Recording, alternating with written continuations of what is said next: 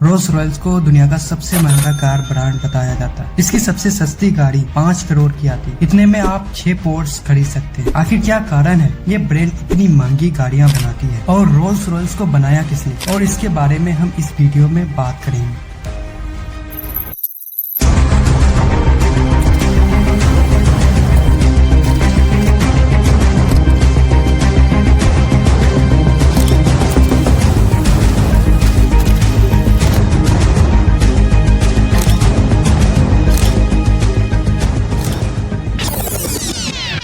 Roles Royals की शुरुआत एक ऐसे लड़के ने की थी जिसका पूरा बचपन गरीबी में चाइल्ड लेबर करते हुए गुजरा। इसका जन्म 1863 में इंग्लैंड के एक छोटे से गांव में हुआ जिसका पूरा नाम हेनरी रॉयस है। जब रॉयस सिर्फ 4 साल के थे अभी उनके फादर का बिजनेस बर्बाद हो गया और पूरा परिवार सड़क पर आ गया। लेकिन ये सिर्फ प्रॉब्लम की शुरुआत थी। इसके बाद सिर्फ 9 साल की उम्र में रॉयस ने अपने फादर को हमेशा के लिए खो दिया, जिस कारण उसकी मदर को मेड का काम करना पड़ा और रॉयस न्यूज़पेपर डिलीवरी करने लगा। अब तक रॉयस का फ्यूचर डार्कनेस से भरा हुआ था, लेकिन 14 साल की उम्र में उनके लाइफ में एक टर्निंग पॉइंट आया। उनकी एक आंटी ने हेनरी में पोटेंशियल देखा। वो ग्रेट नॉर्थर्न रेलवे कंपनी में गई और वहाँ 20 पाउंड देकर हेनरी को एज ए अप्रेंटिस जॉब दिलवा दिया। अगले 3 साल में रॉयस ने दिन रात एक कर दिए, दर्जनों बुक्स पढ़े, फैक्ट्री में प्रैक्टिकली काम करके कारपेंट्री और मैथ्स और सबसे इम्पोर्टेंट इलेक्ट्रॉनिक्स का काम सीखा। 17 साल की एज तक वो एक फुल्ली कैपेबल मैकेनिक बन चुके थे। 21 साल की एज आते ही वो मैक्सन वेस्टर्न नाम की कंपनी में एज ए इंजीनियर काम कर रहे थे, लेकिन फाइनेंशियल डिफिकल्टीज के चलते ये कंपनी बंद होने वाली थी। ऐसे में रॉयस के पास कई और कंपनीज में जॉब लेने का ऑप्शन था, लेकिन उन्होंने अपनी खुद की इलेक्ट्रिकल इंजीनियरिंग कंपनी खोलने का फैसला लिया। उन्होंने अपनी 20 पाउंड की सेविंग यूज की और मैनचेस्टर में एक छोटे से ऑफिस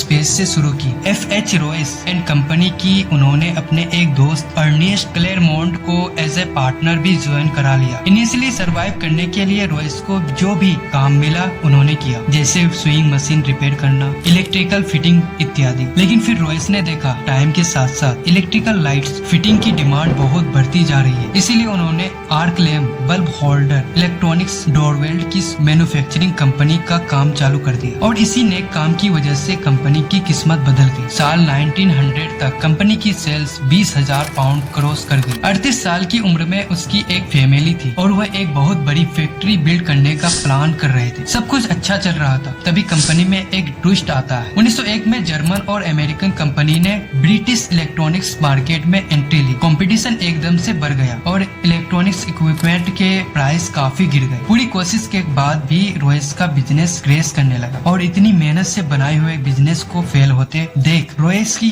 फिजिकल और मेंटली हेल्थ तेजी से खराब होने लगी। जब रॉयस ने डॉक्टर को कंसल्ट किया तो उन्होंने एक सिंपल एडवाइस दी। ठीक होने के लिए रॉयस को फ्रेश एयर में रहने की जरूरत थी। साथ में उन्हें एक कार खरीदने की सलाह दी गई ताकि वो अपनी बॉडी को बिना कष्ट दिए ट्रेवल कर सके। रॉयस ने एक वेकेशन लेके खुद को ठीक किया और फिर डेकोविल नाम की एक फ्रेंच मेड कार को भी खरीद ली। ये कार काफी आवाज करती थी, ब्रेक्स इनइफेक्टिव थे, ओवर हीटिंग जैसे प्रॉब्लम्स भी थी। हेनरी जैसे लोगों के लिए ये कार बिलो स्टैंडर्ड थी, इसलिए उन्होंने सोचा कि वो इस कार को माइनर मॉडिफिकेशन करेंगे, लेकिन जाने अनजाने में उन्होंने कार को पूरी तरह ही रीडिजाइन कर डाला। ये रीडिजाइन कार ओरिजिनल डेकोविल कार से काफी सुपीरियर थी और यही से रॉयस को कॉन्फिडेंस आया कि वो खुद की कार बिल्ड कर सकते हैं और कार का बिजनेस भी कर सकते हैं। उन्होंने एक छोटी सी टीम बनाई और अपनी नई कार को डिजाइन करना चालू कर दिया। सभी पार्ट्स की ड्राइंग्स बन जाने पर उन्होंने वर्कशॉप से कास्टिंग के लिए भेज दिया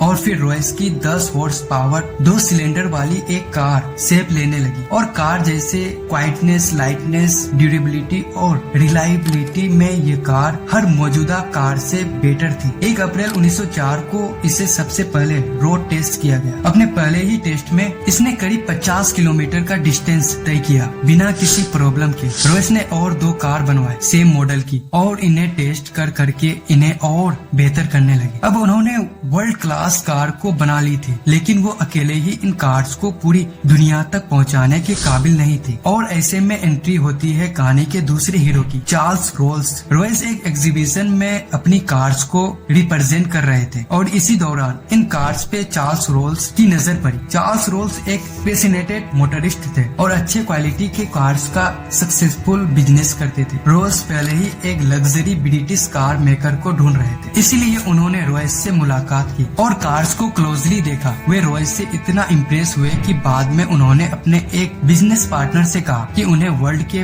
ग्रेटेस्ट इंजीनियर को ढूंढ लिया है। अगले 3 महीने में इन कार्स को बेचने के लिए चार्ल्स रोल्स और हेनरी रॉयस एक ज्वाइंट वेंचर स्टार्ट करने का एग्रीमेंट करते हैं और इस ज्वाइंट वेंचर से बिकने वाली कार्स का नाम होने वाला था रोल्स रॉयल। मार्च 1906 में रोल्स रॉयल लिमिटेड की ऑफिशियल स्टेब्लिश किया गया और सबसे पहला 4 Rolls Royals 10, 15, 20 and 30 horse power वाली मॉडल को सप्लाई करने का डिसीजन लिया जाता है। रोल्स का मानना था कि किसी भी कार्स की मार्केटिंग करने का सबसे अच्छा तरीका है उस कार के साथ टूर्नामेंट में पार्टिसिपेट करना। इसलिए रोल्स ने टूरिस्ट ट्रॉफी जैसे प्रेस्टिजियस टूर्नामेंट में पार्टिसिपेट किया और रोल्स रॉयल्स की कार यूज करके उन रेसेस को जीता भी। साथ ही साथ उन्होंने इन कार से कई नए स्पीड रिकॉर्ड भी बनाए। इन सब से रोल्स रॉयल्स ऑलरेडी एक ग्रेट कार कंपनी की तरह स्टेब्लिश हो चुकी थी, लेकिन अभी भी उन सबसे सक्सेसफुल कार का आना बाकी था। साल 1906 में रॉयस ने 14 और 50 हॉर्स पावर और 6 सिलेंडर के साथ एक मॉडल लॉन्च किया। इसकी बॉडी का कलर सिल्वर था और ये चलाने में काफी स्मूथ और साइलेंट था, बिल्कुल एक घोस्ट की तरह, इसलिए इसका नाम सिल्वर घोस्ट रखा गया। कार को मार्केटिंग करने के लिए 24,000 किलोमीटर का एक एंडोरेंस टेस्ट प्लान किया गया, जिसमें सिल्वर घोस्ट को संडेज को छोड़कर 2.5 महीनों तक दिन रात के लिए लगातार चलाया गया। 24,000 किलोमीटर का डिस्टेंस कवर किया गया। सिल्वर घोस्ट ने बिना किसी दिक्कत के ये टेस्ट पास भी कर लिया। इसके अलावा रॉयस ने नए डेमोन्स्ट्रेशन ऑर्गेनाइज किए, जिसमें उन्होंने सिल्वर घोस्ट को विस्पर टेस्ट से गुजारा। इस टेस्ट में वे कार के बोनेट के ऊपर एक पॉइंट को बैलेंस करते हुए उसे बिना गिराए चलाते थे, जिस पर यह प्रूफ होता था ये कार एक्सट्रीमली स्मूथ है। इन्हीं प्लान की वजह से सिल्वर घोस्ट चारों तरफ best car in the world की तरह पॉपुलर हो गई। ये उस समय के किंग्स, क्वीन और बिजनेसमैन की फर्स्ट चॉइस बन गई। रोल्स रॉयल्स की पार्टनरशिप का डिसीजन एक मास्टर स्ट्रोक साबित हुआ। उन्हें हर तरफ से सक्सेस मिल रही थी, तभी एक भयानक हादसा हो गया। कार्स के साथ साथ चार्ल्स रोल्स एविएशन के लिए भी काफी पैशनेट थे। 12 जुलाई 1910 को वो राइट फ्लायर नाम का प्लेन उड़ाया। फ्लाइट के दौरान एयरक्राफ्ट का टेल का हिस्सा टूट गया और प्लेन 100 फीट की ऊंचाई से क्रैश हो गया। इस हादसे में 32 साल के चार्ल्स रोल्स ने अपनी जान गंवाई। एयरप्लेन एक्सीडेंट में जान गंवाने वाले वो ब्रिटेन के पहले इंसान बने। इस हादसे ने रॉयस को अंदर से तोड़ दिया था। इससे वे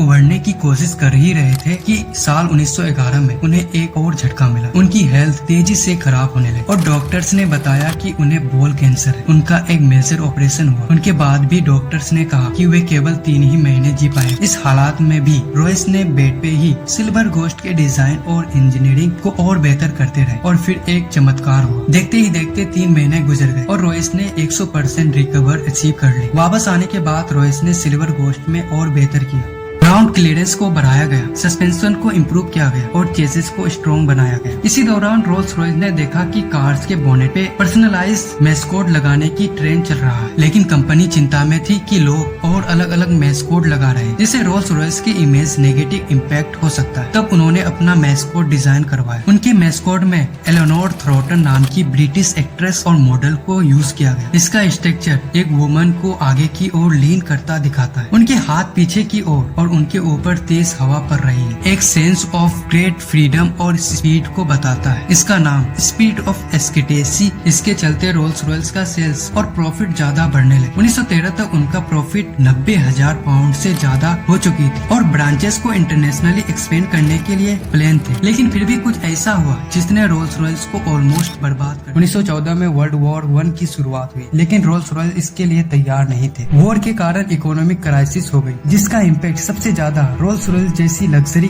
कार ब्रांड कंपनी पर पड़ा। सेल्स क्रैश कर गए, एम्प्लॉइज को फायर करना पड़ा। सभी को लग रहा था कि रोल्स रॉयस वॉर को सरवाइव नहीं कर पाएगी, लेकिन रॉयस के दिमाग में कुछ और ही प्लान थे। रॉयस ने मिलिट्री अथॉरिटीज से मीटिंग की। उन्हें रियलाइज हुआ कि वॉर में रिलायबल और हाई परफॉर्मेंस वाली गाड़ियों की सख्त जरूरत है। इसीलिए रॉयस ने सिल्वर गोस्ट को मॉडिफाई करके एक आर्मर्ड कार में बदल दिया। कार की बॉडी में 8 मिलीमीटर मोटा आर्मर्ड लगाया गया और कार में रिवॉल्विंग टर्रेट लगाया गया, जिसमें एक मशीन गन फिट की गई। इस कार को मिडिल ईस्ट के हार्श डेजर्ट रीजन में ऑपरेशन कंडक्ट करने के लिए यूज किया गया और इसका यूज स्पाइंग मिशन के लिए भी हुआ, क्योंकि सिल्वर गोस्ट चलाने के लिए काफी स्मूथ थी कि वो किसी जख्मी सोल्जर को कैरी करने के लिए भी बेस्ट व्हीकल थी। इसीलिए कई सिल्वर गोस्ट को वॉर एम्बुलेंस की तरह मॉडिफाई कर दिया गया। इनमें स्ट्रेचर, मेडिकल इक्विपमेंट और नर्स के लिए सफिशिएंट स्पेस बनाया गया और इसमें इलेक्ट्रिक लाइट भी फिट की गई। इन एम्बुलेंस ने हजारों जिंदगी बचाई। फाइनली अपनी लग्जरी